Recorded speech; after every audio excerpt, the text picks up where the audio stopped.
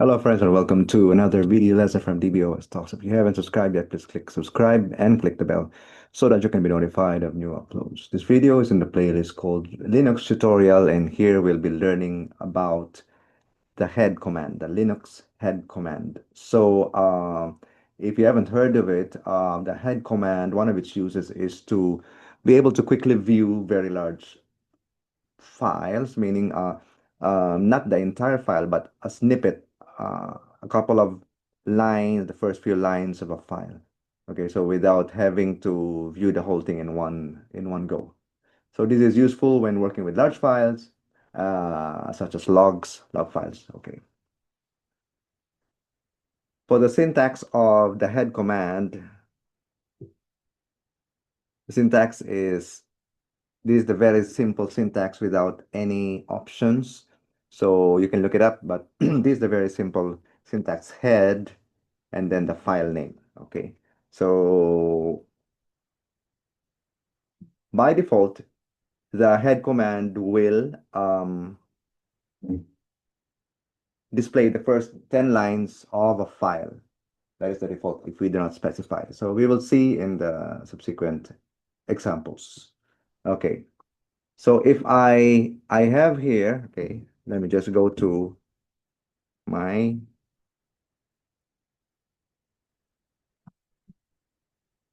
so I have here a file called practice.txt, and like I told you, by default, the head command will display the first 10 lines of a file. So if we will just look at the contents of the file called practice.txt, so we can see it is definitely more than 10 lines in there. All right.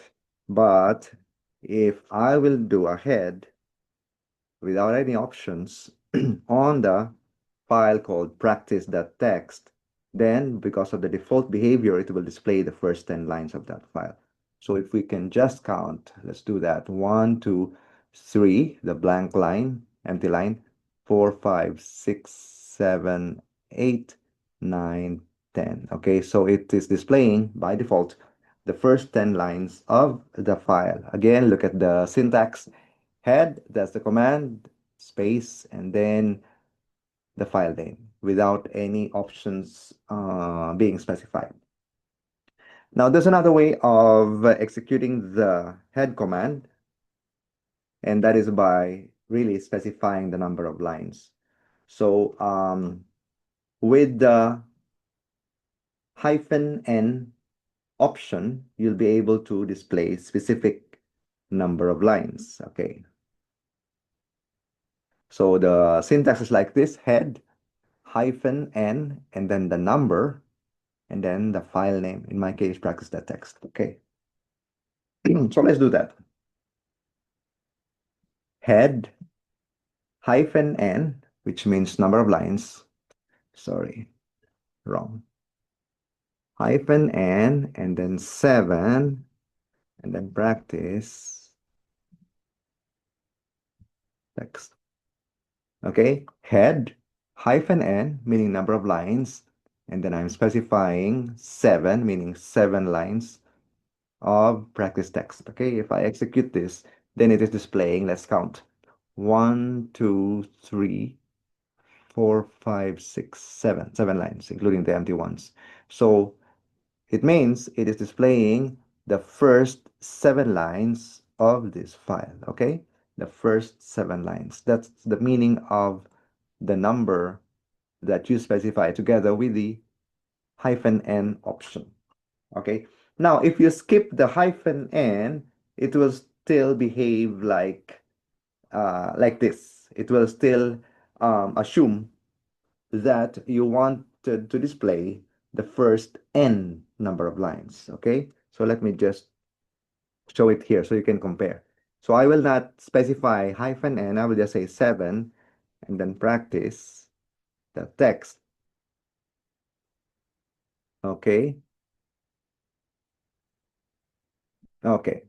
So in other flavors, it will behave the same way, but here, okay, so 1, 2, 3, 4, 5, 6, 7. So you can see Even though there are some comments that you can go through, but you can see that it displayed 7 lines all the way up to here. The rest are just comments, okay?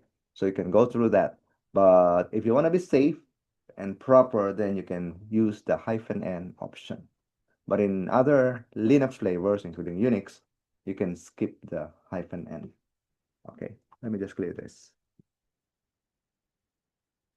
The next option of the head command that we'll be learning is showing the bytes instead of lines. Of course, bytes, is the unit. Byte is the unit to used for telling you the file size. The size of a file could be, you have prefixes that you hear of: kilobytes, megabytes, gigabytes, terabytes, petabytes. All right. So to use or to show the bytes instead of lines, you will use the -c, -c, and then the number of bytes, and then the file name. Okay, so in this example, I'm telling Linux, show the first 15 bytes of this file. Not lines, but bytes. Okay, so it will be confusing a little bit as far as the output is concerned, but the output is here, and it means this bunch of text over here consists of the first 15 bytes of the file called practice.txt. That's what it means. Okay. Okay. The next we're gonna be doing with the use of the head command is this.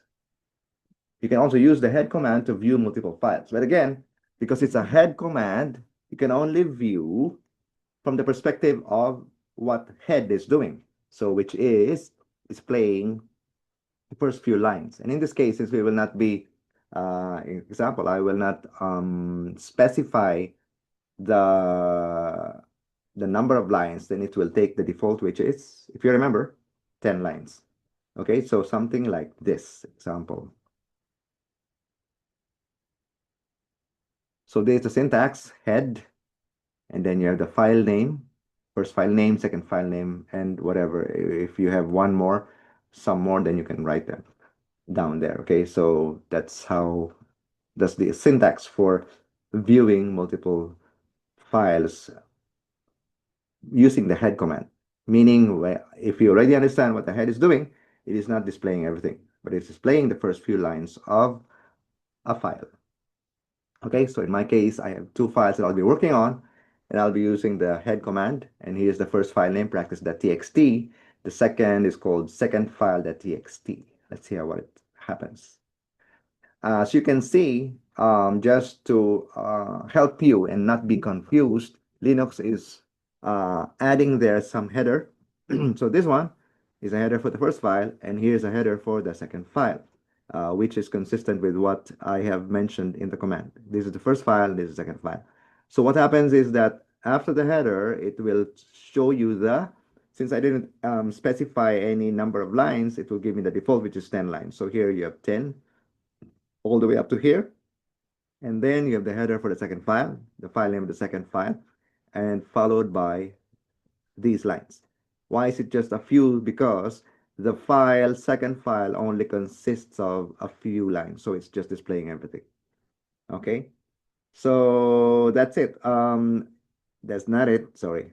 We have one more. You can actually look it up when you do a man. You can run the man command, manual, for Linux to know more about the command. But we have time, and I can show you just one more usage of the head command. So you can do the head can be used together with another command um, using something like this. If you have a command here and then you pipe it, okay, so if I'm not mistaken, it is used. It is called command chain, if I'm not mistaken. So what happens is that whatever Linux command you have here, a shell command, the output of that, because of this pipe, what it means is that the output of the first command becomes the input of the second command. So the output of whatever command you mentioned first will become the input of, in this case, the head command. Okay, so let's just say we are going to go to the home directory and I will do a list long, and this is what you see. Sorry. Where should I? Not much of files in here. CDXer.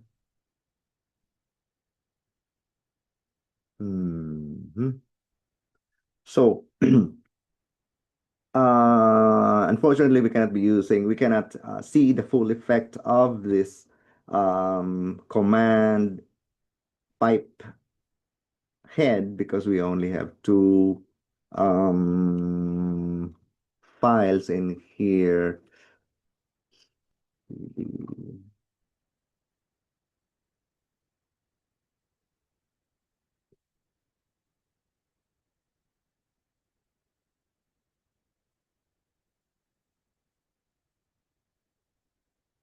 Okay, this is better. So now we have a couple of files here, quite a number of them. So we can use this. We're located at the root directory. And then I will do this. Ah, that's so good. What I'm gonna do is ls, sorry, I cannot see, why is it like this? Okay, so I'll do ls -l list long, and then I will say, as you can see, this is the output of the list long. There's a lot of files in there, as well as directories. I mean, directories, more of them than files. So what I'm gonna do is this list long, and then you pipe it with head. So what it means is that whatever is the output of the list long becomes the input of the head. So the head will be applied to the output of this list long. So it will display without any parameters or options being specified in this head command, it will display the first 10 lines of the output.